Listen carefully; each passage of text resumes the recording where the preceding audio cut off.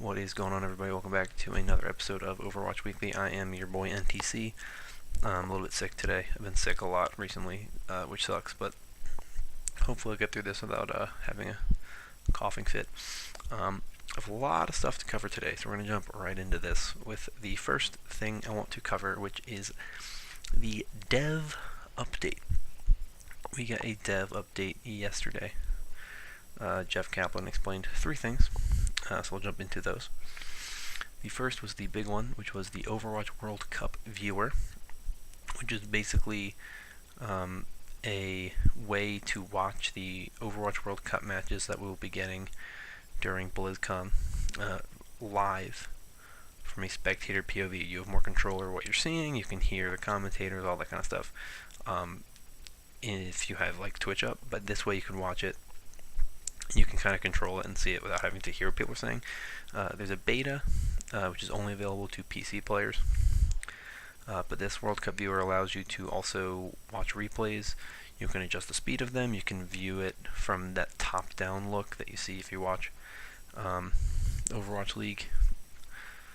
All that kind of stuff. And the idea is that this will eventually pave the way for players to be able to do this with their own replays and not just with World Cup games and whatnot. It's interesting. I haven't tried it out yet. I don't know if the beta is actually out yet. I've looked. I haven't seen it. Because I think it's like a special client that you need. But I'm interested in it. And hopefully it'll be ready by next week. Because BlizzCon is next week. Next, speaking of BlizzCon, Jeff Kaplan said there would be no map announcement this year. Because he feels like it always gets kind of buried underneath all of the other announcements that are made at BlizzCon, and I agree. Last year, Blizzard World kind of fell to the wayside. It didn't really feel like it was the big announcement because you had Moira, so he said nothing else about a hero or anything like that, so expect a hero, expect an animated short, but no map announcement, which is understandable, especially when, you announced Blizzard World in November and it didn't get released until January. So it was 2 months of like, where's Blizzard World? Awkward. And then the final thing that he mentioned was patch 1.3. So let's talk about that, because it's on the PTR right now. So let's take a look at these patch notes. There are some changes to the audio, a general update. There's an option to now use Windows Spatial Audio. It's in the Windows Start menu under Control Panel, Hardware and Sound, Speaker Device, Spatial Sound. Hero updates, we have a general one, which is that it made jump height consistent across hero roster. Next we have Mercy, who had a buff. Woo! It's been a long time since Mercy got a buff. She got a buff to Valkyrie. So the ultimate cost was reduced by 15%, and the healing per second was increased from 50 to 60 while in Valkyrie. The ultimate cost reduction comes from Mercy's healing rate reduction, so you have to reduce the cost because you also reduced the cost of, or you do healing that she's able to output per second. Reaper had the Hellfire Shotgun spread randomization reduced by 50%, which is crazy, which is also paired with a change to the Reaping, which is his passive lifesteal ability, which had its lifesteal increased from 20% to 30% of the damage dealt. That is massive. That's really, really good for Reaper. We're going to see a lot more fun Reaper stuff going on here, with him being probably pretty hard to kill if you're up against a good Reaper. Next we have Roadhog's changes that Jeff Kaplan teased. So there's first the changes to his chain hook. They decreased the delay before pulling a hooked target from 0.5 seconds to 0.3 seconds. The chain hook now greatly reduces the target's momentum upon being hooked, and the cooldown now begins immediately instead of after the target has been pulled, which is a great change. Next is a change to the scrap gun. The spread pattern was adjusted for both primary and secondary fire, and the spread randomization was reduced by 50%. And with Whole Hog, the knockback maximum velocity was increased by 25% from 8 to 10 meters per second, and the horizontal recoil was decreased slightly. Finally, we have Symmetra, whose photon projector had its primary fire beam charge up 20% faster. Pretty simple change. I think it will help Symmetra out a ton at being better and being easier to play and not being as high of a skill hero, which I think right now that's one of the things she suffers from. It's hard to keep that charge going, it's hard to keep that damage consistent, so I'm liking that. Next, we have an interesting story, which is a leak for some LEGO Overwatch sets. There's 6 of them. Whether or not they are the only 6 we will be getting in this wave of what it is, whatever, who knows, but this is what we have right now. So I will try to have images of the sets on screen, but I can't guarantee that they're going to be there. My editing software does not like pictures that much. But the first set, the cheapest of the bunch, is Tracer vs. Widowmaker. Costs $15, 129 pieces. Comes with Tracer and Widowmaker on the Watchpoint Gibraltar payload. Pretty simple. Next is the next smallest set, which is Hanzo vs. Genji. It is $19.99, comes with 197 pieces. All these prices are in USD, by the way. The set comes with Hanzo and Genji and one of the Shimada gangsters. Next, we have the Dorado Showdown, which is $29.99 and comes with 419 pieces.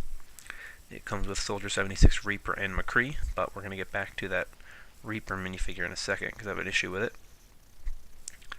Next, we have the Diva and Reinhardt set, which is $39.99. Comes with 455 pieces.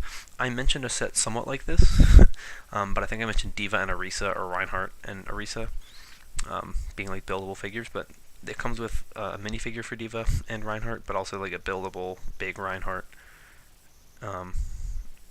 and Diva's Mega Suit.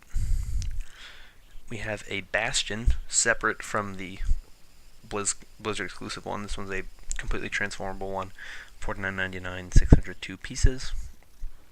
And finally, the biggest set, the largest set, the most expensive set, is Watchpoint Gibraltar. It is $89.99, it comes with 730 pieces. And the set has Mercy, Winston, Pharah, and Reaper. Winston being a big fig, and Reaper being the only minifigure to appear in 2 sets.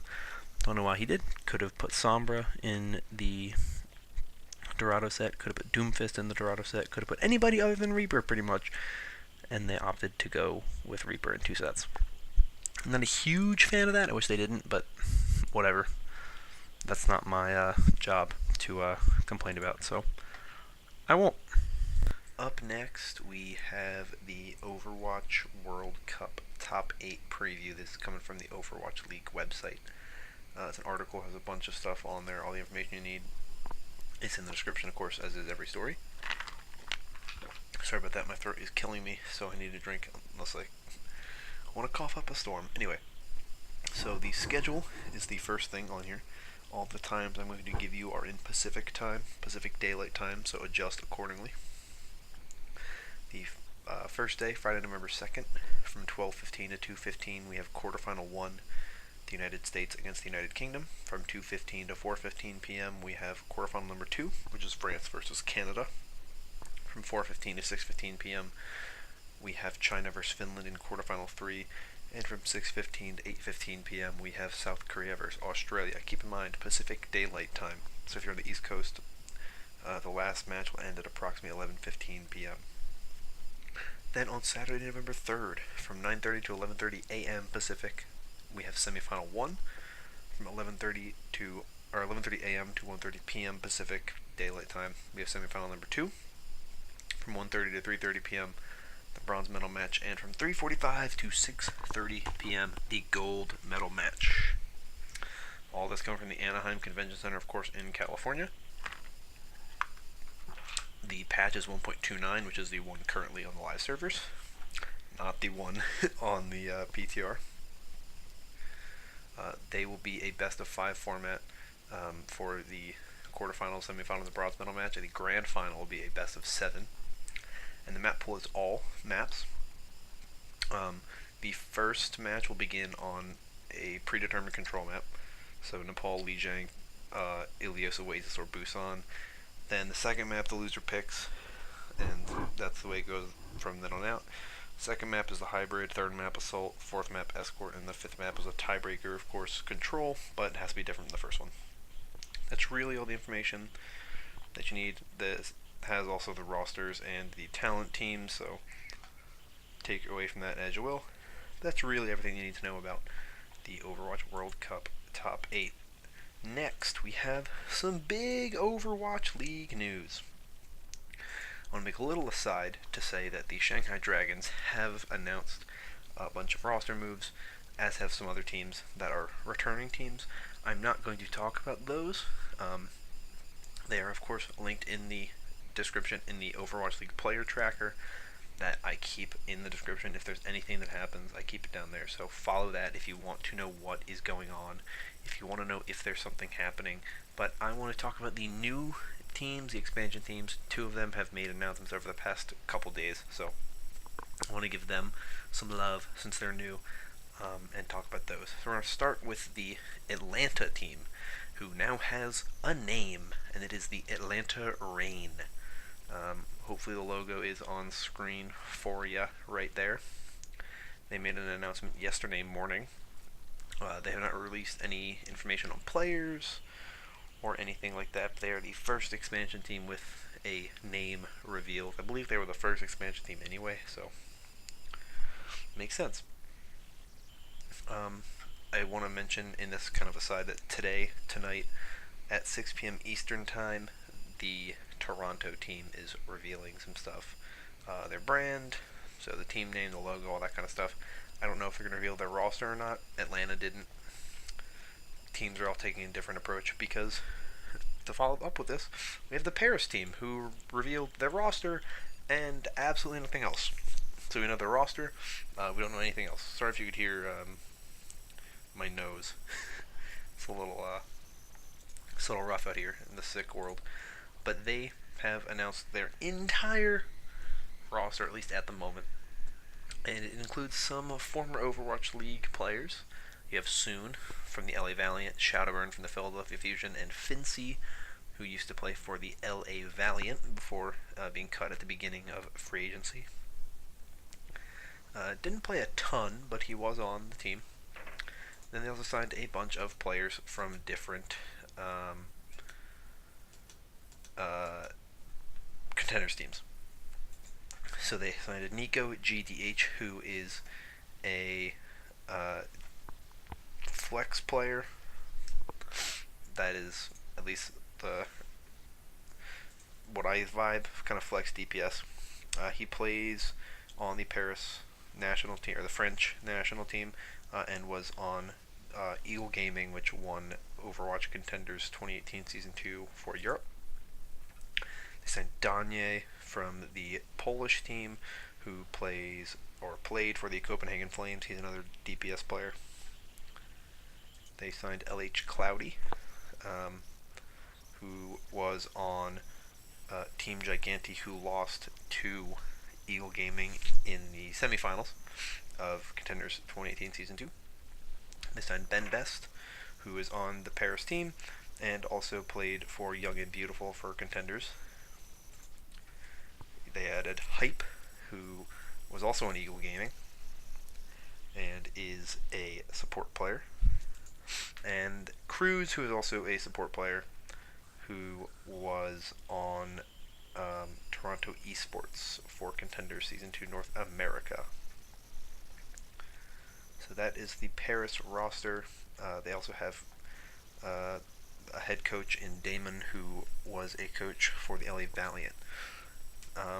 There's a roster analysis if you want to take a look at it. I will link to that in the description on the Overwatch League website. It's interesting. It's a good read. If you want to take a look at it, I think it's good. So that's what I got for you today. Actually ended up not being as long as I thought it would be, so that is nice. If you want to follow some of the free agency stuff, like I said, it's in the description as always, but that is where we're going to end this video off here. Thank you for watching. If you enjoyed, consider liking and subscribing, as it helps out a ton with the channel. But I'll see you all next time. Peace out. Enjoy the next week before BlizzCon, because when BlizzCon starts, it's gonna be crazy. So see ya. Until then, I'm outie.